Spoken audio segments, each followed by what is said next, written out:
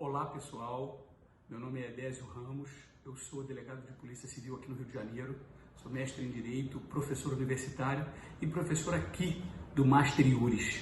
Muito bem, senhores, estamos aqui para tecer alguns comentários a respeito dessa questão do crime de estupro, dessa questão que é do conhecimento de todos, a respeito do que aconteceu lá em Santa Catarina durante uma audiência de instrução e julgamento, onde uma mulher vítima de estupro foi destratada pelo advogado, né? O advogado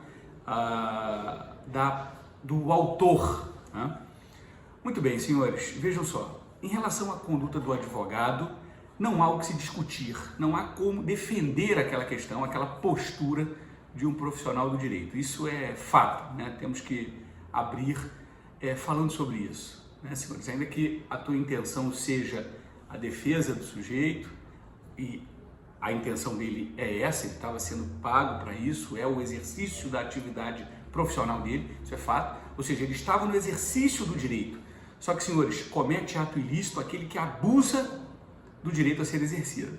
E não há dúvidas de que houve um abuso, um excesso, uma extrapolação por parte da defesa técnica, no sentido de desqualificar a vítima daquela forma. O juiz deveria ter feito intervenções, sem dúvidas, sem nenhuma dúvida, tá? Enfim, pelo que mostra, pelo que os vídeos que foram vazados pelo site Intercept, né, os vídeos que nos foram exibidos, não mostram em nenhum momento o magistrado ali fazendo alguma intervenção no sentido de proteger aquela vítima, né, aquela pessoa que estava ali como vítima daquele crime sexual. E, enfim, e aí causou toda essa celeuma, tá? Então, assim, não há o que discutir, não há como defender aquele posicionamento, tá? Aquela postura do advogado naquela audiência de instrução e julgamento. Muito bem, senhores, um outro ponto, e aí sim, esse merece que a gente venha aqui discutir, o ponto nevrálgico aqui dessa nossa gravação, tá? Seria a questão do estupro culposo. Senhores, isso foi um absurdo, né? Um absurdo que não foi praticado pelo juiz, que não foi praticado pelo promotor, que não foi praticado pelo advogado que estava ali em nome do autor, não foi praticado por ninguém, e sim pela imprensa. O próprio site Intercept lança uma nota dizendo que, olha, a expressão estupro culposo foi divulgada por nós, né? A expressão estupro culposo foi uma expressão que nós utilizamos ali para poder adjetivar aquela questão. E aí isso aí pegou, todo mundo começou a falar de estupro culposo, não tem estupro culposo, não há estupro culposo. É óbvio que não há.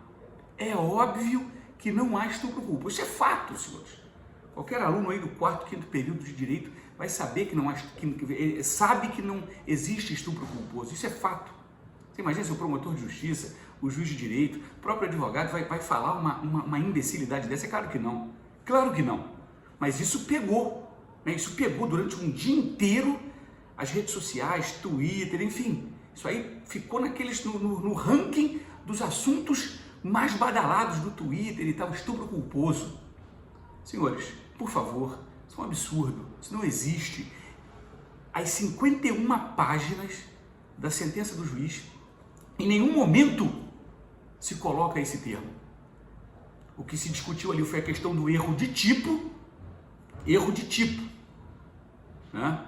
O erro de tipo, senhores, se você estuda, se você tem pretensão de fazer aí a carreira jurídica, de direito, enfim, o erro de tipo no direito penal, a gente estuda na parte geral, ele vai excluir o dolo, sempre exclui o dolo, sempre. Isso é uma consequência clássica do erro de tipo, ele exclui o dolo. Entretanto, em algumas situações, ele permite a punição por crime culposo. O que é o erro de tipo? Erro sobre o tipo penal. O sujeito, ele não tem consciência do que ele está fazendo. Então, ele manteve relações sexuais, senhores, isso é o que está lá na sentença, tá? Ele manteve relação sexual com uma mulher e a mulher não tinha discernimento naquele momento para consentir na prática do ato sexual.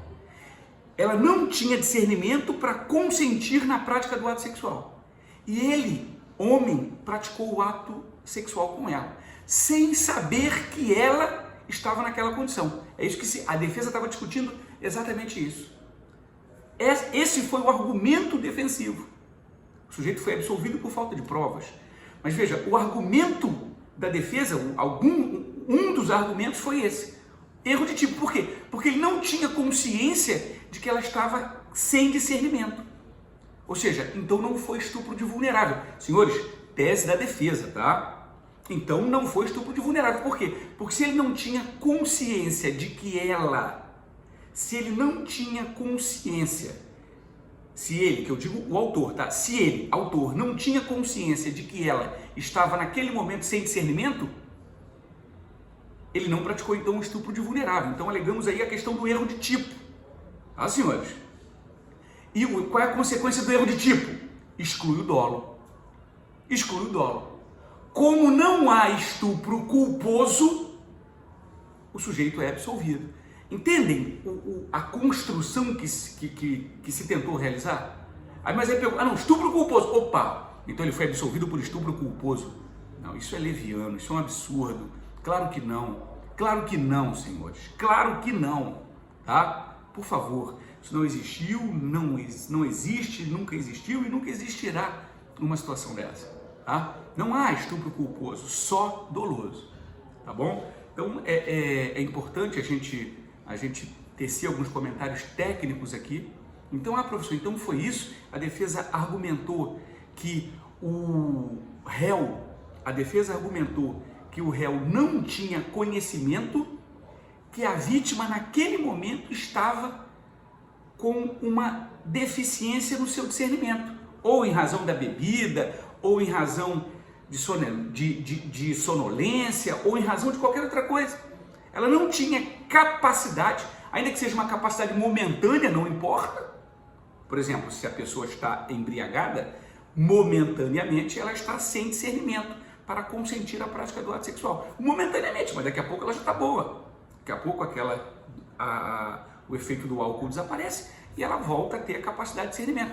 Essa ausência de capacidade de discernimento, senhores, que vai ensejar a possibilidade do crime de estupro de vulnerável, previsto no artigo 217-A, essa ausência de discernimento não precisa ser duradoura, não precisa ser, ainda que ela seja momentânea.